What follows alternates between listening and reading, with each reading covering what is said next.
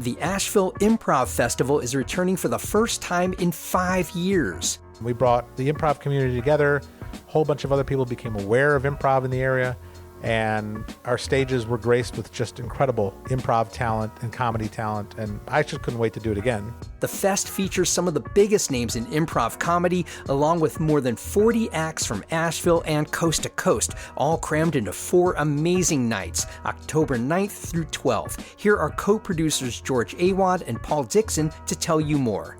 The underlying major premise is that everything is completely made up. Everything is just coming to shape right in front of our eyes. I just had no idea that you could sing improv, or it could be a one-person thing, or you could go to outer space and back again. There are multiple shows every evening, along with workshops and after parties. All the details and festival tickets are at AshevilleImprovFest.com. Use the code OVERLOOK at checkout and get 20% off your tickets. That's AshevilleImprovFest.com. I am a maker, a builder, a baker, although sometimes my messes are all that you'll find. I'll tell a story, both true and allegory. Oh, the process is precious, so it takes up all my time. CJ Domingo has a particular insider's vantage of the challenges facing Asheville. Until relatively recently, he worked for the parking division of the city's transportation department. He cites low morale among some city staff as a symptom of a larger void within city leadership. Anytime that I have come across a city employee at any event at which I've been invited to speak, or anytime that I've knocked on someone's door and found out that they were a city employee, I have found that they are very glad to find that somebody who's running actually has heard their issues. This is The Overlook with Matt Peiken, a podcast about the news, arts, issues, and trends of Asheville, North Carolina. Today, in our continuing series looking at every candidate for city council, Asheville native CJ Domingo shares his views on a range of city issues, including frustrations with deferred infrastructure maintenance and his thoughts on the new downtown bathroom the city is investing in for the unhoused. He also points to potential paths forward, such as his views on leveraging tourism dollars and the steps he'd like to see city leaders take with affordable housing. I began our conversation by asking CJ when he first had the notion to run for elected office. I actually had the idea foisted upon me. Last year, I was very frustrated with some of the decisions I saw the city making, and I had come off of just parted ways with the city just because there was very much the perception that any solution that my department brought up would not get heard, would not get seen, would not get implemented. What was your department? I work for the Transportation Department, Parking Services Division. Okay. And I was their weekend supervisor. What that meant was I would come in the middle of the week, pick up where the weekday supervisor was leaving off. We would have our big meeting, touch base about what we have going on. And then during the weekend, I was the sole one in the office. And when you call the office, it goes to a cell phone. I was the only one holding the cell phone that if you had a parking ticket, if you had a question about your account, if you had a security issue because somebody was following you, we had no other personnel to handle those things. It came to me. And I just realized that wasn't going to work. I was very frustrated with that and with the decisions the council was making. And some friends and family told me, you should get on the council, you should make a change. And I was not going to at first, but my friend brought me a little flyer that was a notification he had received talking about the ability to put your name in the hat. And he says, this is it, man. Either apply and run for city council or shut up, because I'm tired of hearing you complain about it. Do something. And I just said, you know what? I always thought it should be somebody smarter, but with my frustration, I probably couldn't do much worse. You said there were certain decisions council made that you weren't happy with. Can you be specific about them? So some of these are things that were longer term. For example, deferred maintenances. The city knew that they needed to put about $5 million into the public garages. I can't remember the exact year the report came out. I came into it after that report had been heard. They'd looked at it and decided that they were going to continue to kick that can down the road because the people who were making the decision asked the wrong questions and drew the wrong conclusion. We can see the record of their conversation. Part of the benefit of having a digitized email chain is you can see who talked to who was arguing what when. I don't want to name names because I'm not about trying to bring somebody down. I'm just saying that as a body, our government is not finding the right solutions to these core problems. And so they decided to kick it down the road, and now it's an $11 million problem. About 5-ish years later, we're having to put it on the GEO bond because instead of attacking it as just regular maintenance during the year, we skipped that. When it came up as a $5 million option and we had a couple $1 million to where we would have only had to ask for a couple million out of the general fund, or because parking services is what they call an enterprise fund. And so for anybody listening that's not familiar with that, enterprise funds like parking, like water, they have their own budget, they raise their own funds, and they're supposed to try and aim to be neutral overall on a zero balance agency. Do you think, are you using the example of the parking garages and ignoring deferred maintenance? Do you think that this is a larger systemic problem within city council, that in general, infrastructure decisions around maintenance generally gets ignored? I would say that with the one caution, I'm not pointing the finger at any individual, but as a body, yes. I think that collectively as an organization, we continue to miss the forest for the trees. If that's so, let's say there were more of a mindset of spending money now to maintain, whether it's parks, roads, parking, you name it. Where would that money come from? It's not like this city is swimming in surplus. And without the ability to raise taxes beyond property taxes, the state really handcuffs municipalities in terms of what they can do with money. Where would you reprioritize money, or how would you, to cover maintenance costs, where would you take money away from to pay for that?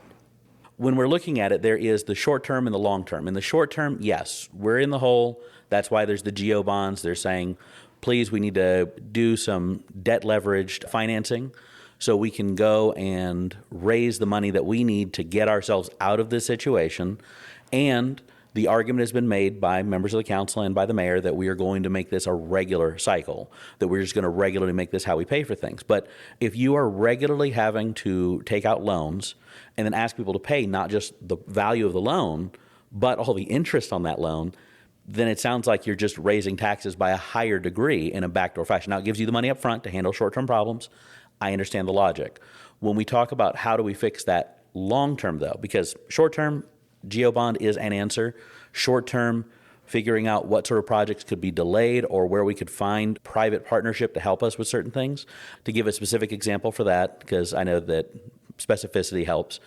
When earlier this year we found out that the Malvern Hills pool would not be reopened, there had been a push to ask, what if we went with a private partnership like we had for the Civic Center? And somebody said it as a joke, but I said unironically that might not be a terrible idea. Go to a local business like Ingalls that could afford it and say, we'll let you rename it from Malvern Hills to the Bob Ingle Memorial Pool. And again, that's not really palatable to a lot of people, I get. But the idea is, if you can find something where a business could have jumped in, where the estimate was it would be between $400,000 to $600,000 to get the pool back into spec so it could have opened this year and maintained its grandfathered status, we would not be asked to pay $3 million plus in a GEO bond and then have 8 years with no, not actually necessarily 8 years. There's a planning cycle where they said planning could be 1 to 2 years. Finding the RFP for who could do it could be 1 to 2 years. Actually getting the construction could be 1 to 3 years. And so in a worst case scenario, it could be up to 8 years. And so the point is that you don't have a generation of kids who don't get to learn to swim in the pool where I learned how to swim.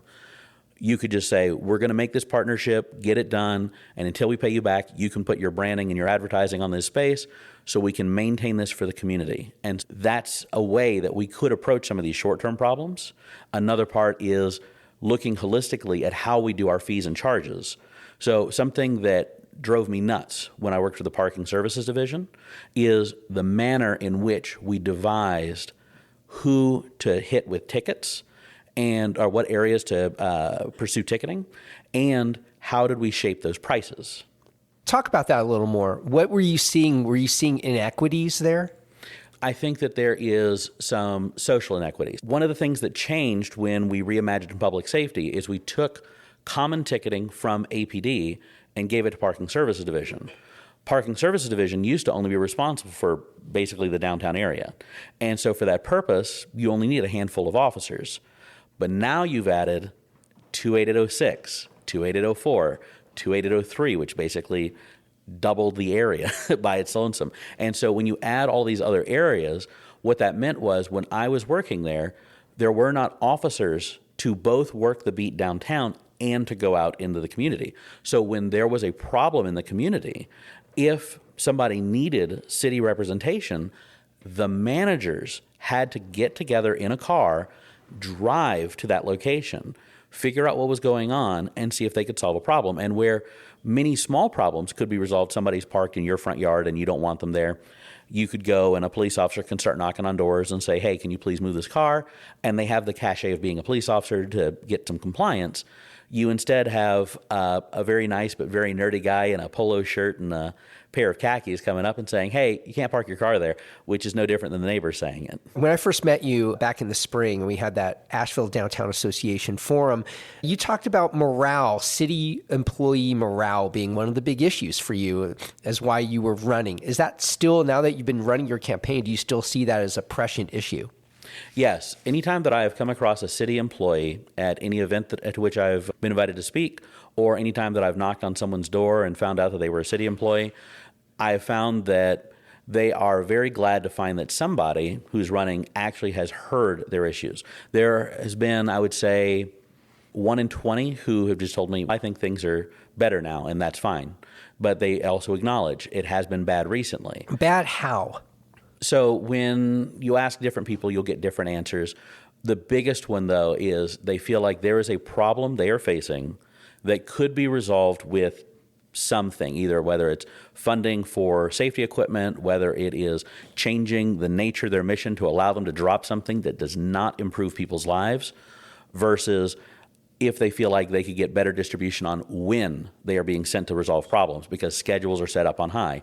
And so every person I run into has 1 to 5 little things they say, if we could change this, it would be better, but nobody's listening. Another thing we talked about is core infrastructure. You were talking about roads, parking, stormwater recovery. Do you feel that the city leadership is prioritizing infrastructure well enough? And if not, what should be done differently than what is being done now? So I feel like certain infrastructure gets passed by the wayside.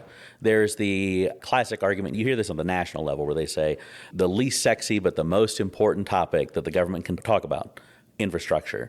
We like to talk about infrastructure when it is something that is flashy, when it's something where we know we can get a win.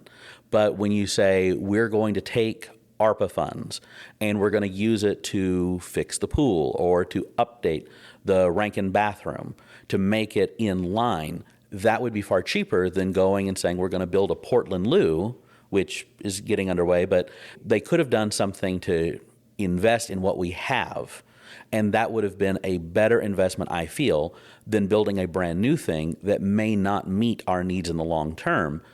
And it would have been cheaper and would have left us more of that ARPA funding, because the toilet ends up being much more expensive than either of those other projects. And we could have possibly done both of those projects if we could have. You don't know how much the pool was going to cost to you dug in. That's why it's that $400 to $600. But if it was the lower number, we theoretically could have done both. Do you see the need for the public bathroom? A public bathroom that is ADA compliant, yes, absolutely. But the Rankin space provided that. It was shut down during 2020 because of the difficulties. There's a couple of conversations about it, but it was something that Parking Services maintained. And for the folks who were messing with it at that time, they told me that the biggest problem was trying to maintain cleanliness with downtuned staff, because they had so much staffing change.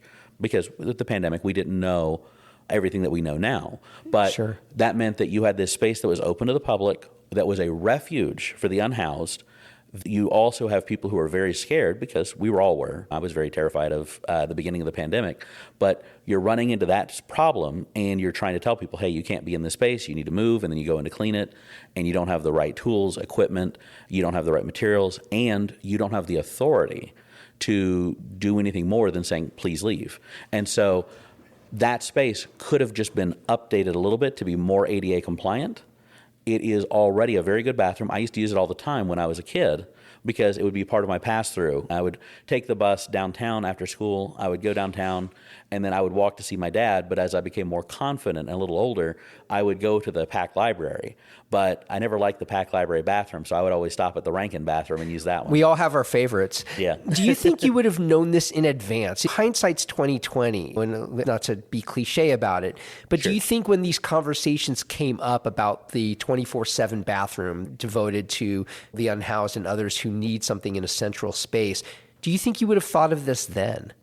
Would I have thought of everything? Maybe not. But I have a very strong feeling that there is knowledge from the people who interact with these things on a daily basis that is not getting to the folks who make the decision. Because when you talk to people in leadership, and again, I don't want to name names because I'm not trying to hurt anybody's feelings. I'm not trying to call anybody out. But I've talked to people on the council. I have talked to people in the manager's office, and they largely do not hear this on-the-ground information. And that's a part of why I say the machines become a bit blind to getting the answers that we could get cheaply and efficiently for the average Ashevillean.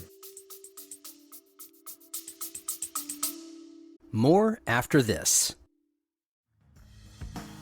Hey everyone, Matt Peiken here with the Overlook Podcast. Did you know this is my full-time job?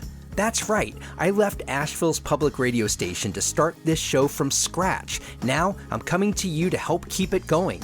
This is my first fundraising campaign, and my goal, reaching just $1,000 in monthly contributions. That's right, just $1,000 in monthly contributors by Election Day. That means you, listening right now, can make a big difference with your support. Membership starts at just $5 a month. Think about the difference the Overlook makes in your knowledge and engagement with the heartbeat of Asheville. Then take a moment and go to my Patreon crowdfunding page at patreon.com/The Overlook Podcast. Help my show climb to $1,000 in monthly contributions today, and thank you so much for your support.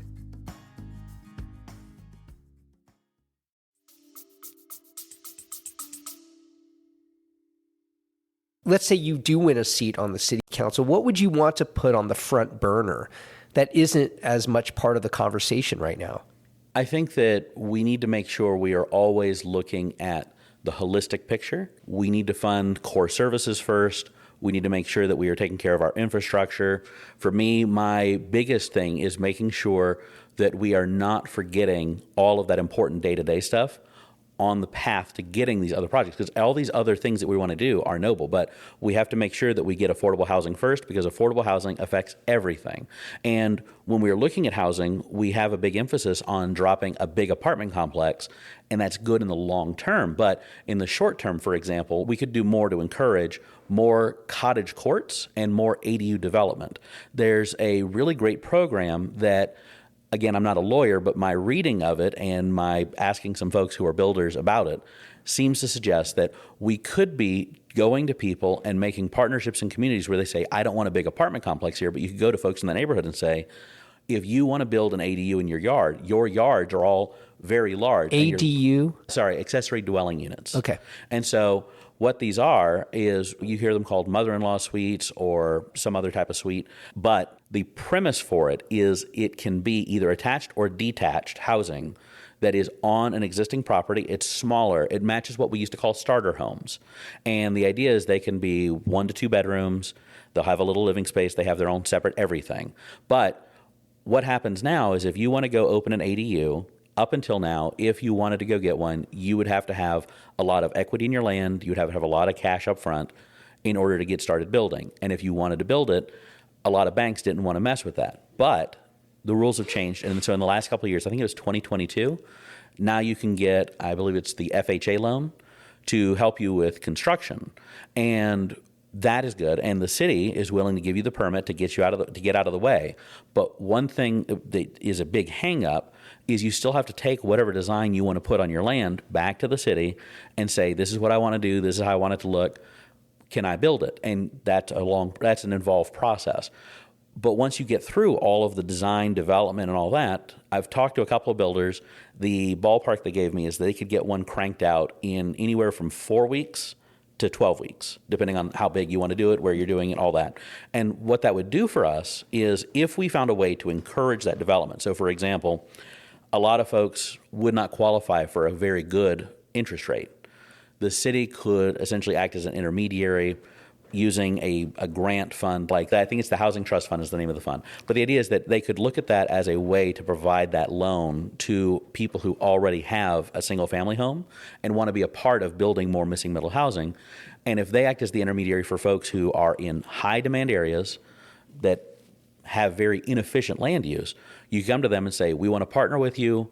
Here's the deal. We will help you to get that loan that you need, but for some amount of time that's agreed upon, you have to run that as a affordable housing unit at 50% area median income.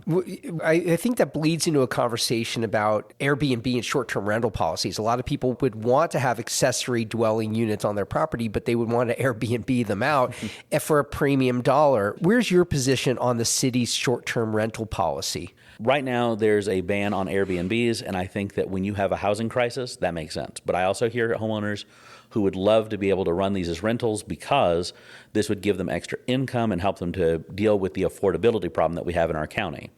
But right now, that's not really a thing we can do this second because, again, we are trying to find ways to exacerbate our biggest issue, which is affordability of housing. Now, long term, I think that if the people come back and they say, great, we're now at a housing surplus, housing is cheap. When's that going to happen? I know. Yeah, the thing is that some stuff sounds a little utopian-esque, but I feel that if we are better leveraging the fact that we have tourists coming to this area and spending tremendous amounts of money and find ways to capture that money for the people of this area, we can make that a huge boon. That's the model in places that have found a good balance with their tourism economy that is capturing those tourism dollars to drive it back into the local infrastructure of the local economy. Speaking of tourism dollars, so the Tourism Development Authority, we have many millions of dollars every year coming in through them. City Council really can't do anything to, it's kind of out of their purview in a sense.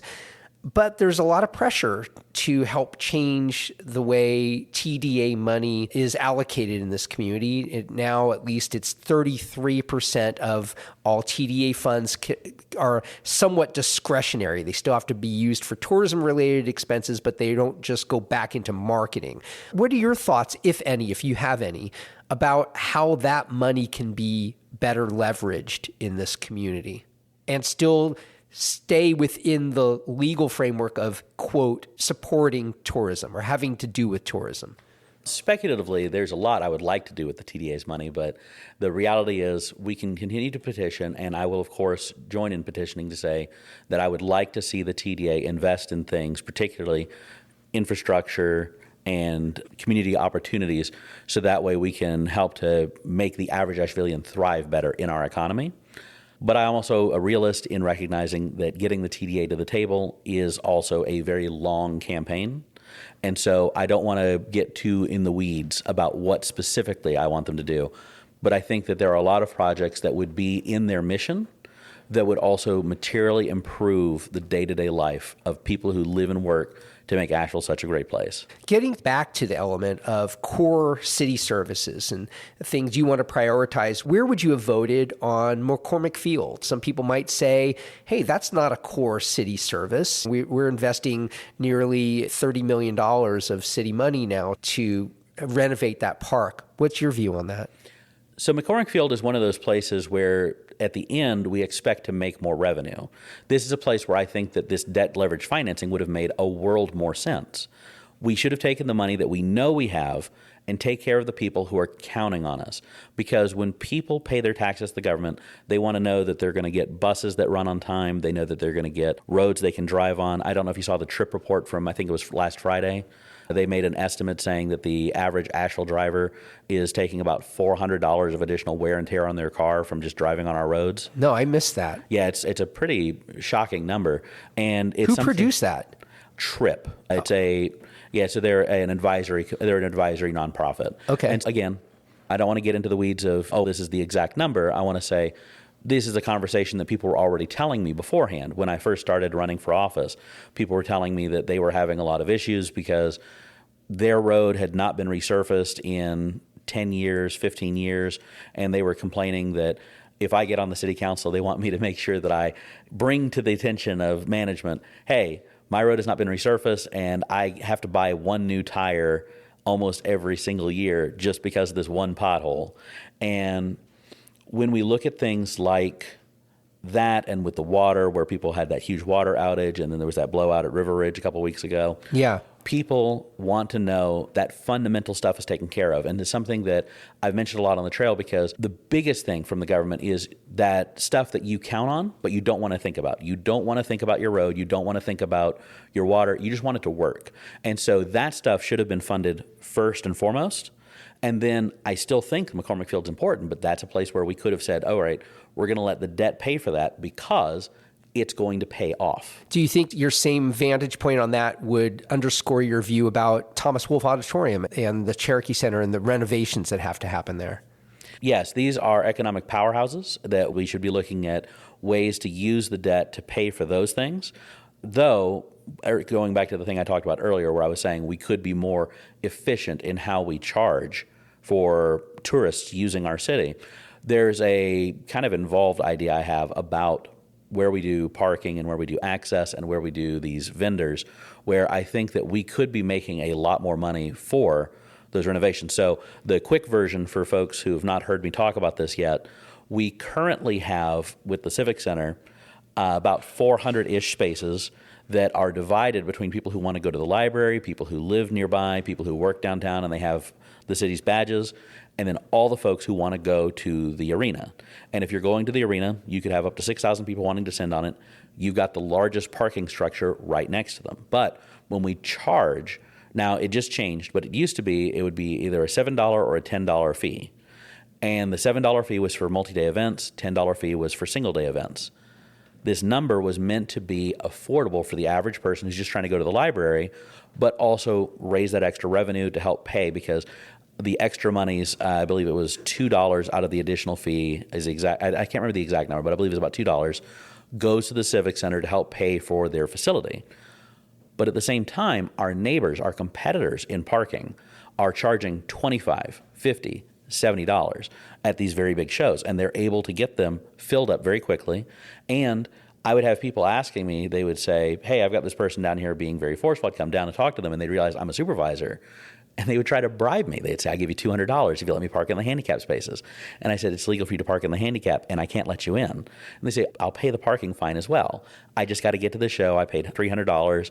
I don't want to miss it. And I say, sorry, I can't help you. And so they would go on their way.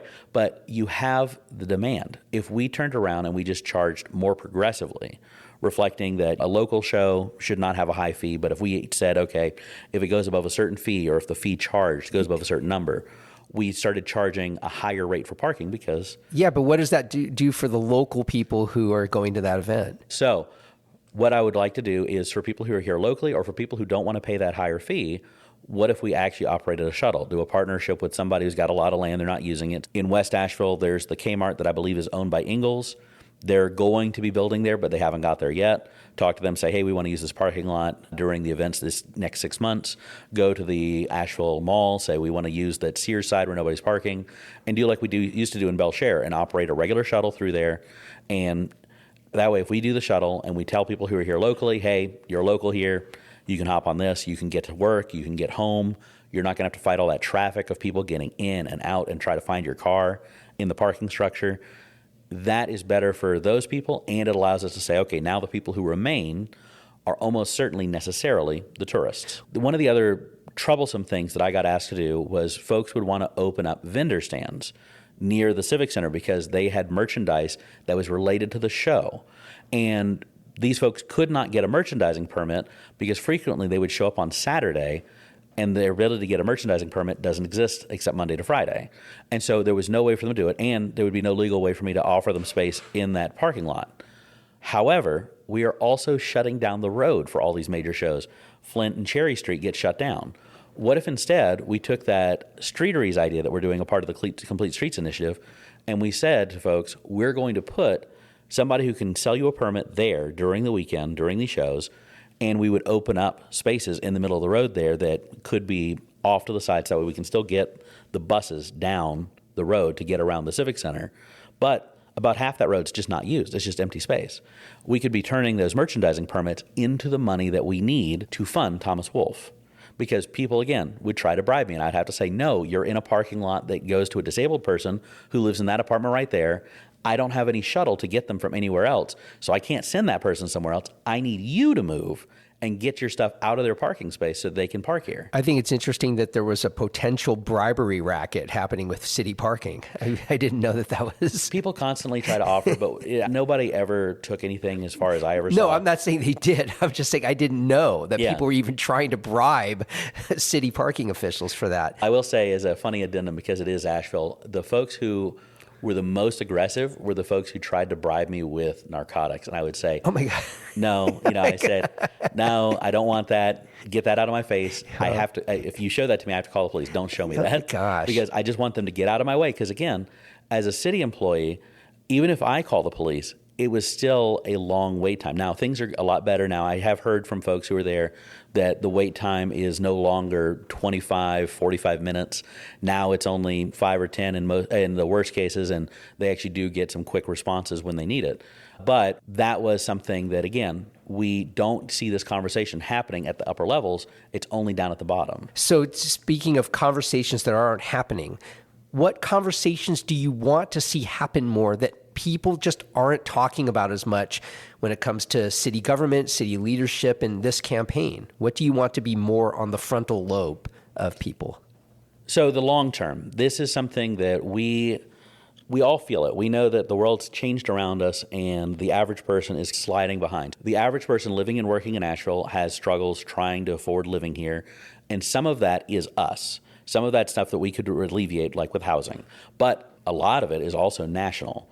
And when we have these conversations, we are still looking at the way the world was before, where we say, okay, people will find a way in, they're going to drive over here, and that's why we're having this sprawl issue. Because when we leave people to solve their own problems, they'll sprawl out further, and that's why the average Asheville cop can't afford to live in Asheville, the average Asheville firefighter can't afford to live in Asheville. All of the folks who make this place work are being shoved. And then we say, why are they sprawling? We need to figure out a way to make the streets better. These long-term conversations also affect things like, where are our kids going to work? We spend a lot of time and energy investing in our children, raising them to be the sort of neighbors, friends, future doctors, lawyers, police officers, firefighters, all of these folks that we want them to be, but their best chance to survive in this economy is to move somewhere else. And as we have people moving in, there was a study earlier this year that said that for every 100 people leaving Asheville, about 300 want to move in. And that is necessarily changing our balance of needing to have young people working these new jobs to try and make the economy work, so we can also have a stable base so we can support the whole rest of the city. And we're missing that conversation now. That's something that when you asked before, would I know some of the stuff that's coming?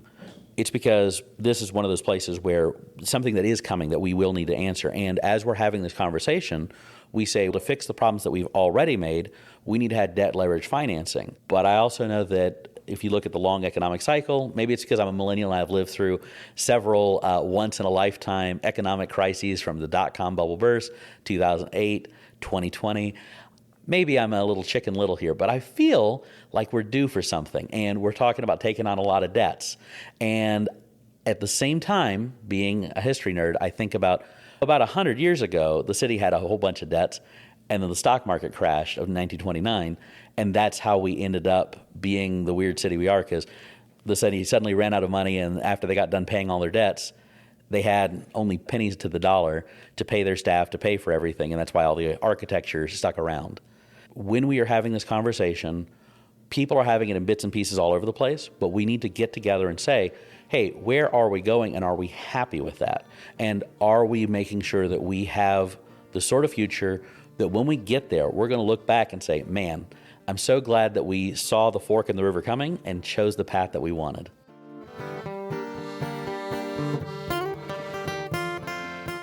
I'd like to thank my guest, City Council candidate CJ Domingo, for today's great conversation. Our conversation took place at the BB Theater in downtown Asheville, which comes to me courtesy of Asheville Contemporary Dance Theater and owners Susan and Giles Collard.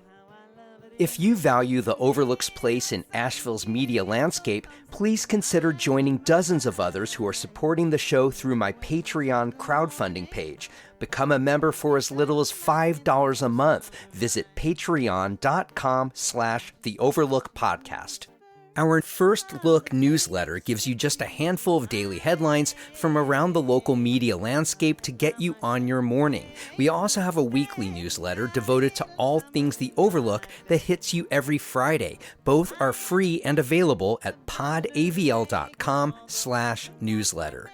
The theme song for The Overlook, Maker's Song, comes to us courtesy of the Asheville duo The Resonant Rogues. The Overlook is a production of Podcast Asheville. New episodes come out every Monday, Wednesday, and Friday wherever you get your podcasts. You can find us on any social media channel at AVL Overlook. And I'll see you on the next episode of The Overlook with Matt Peiken.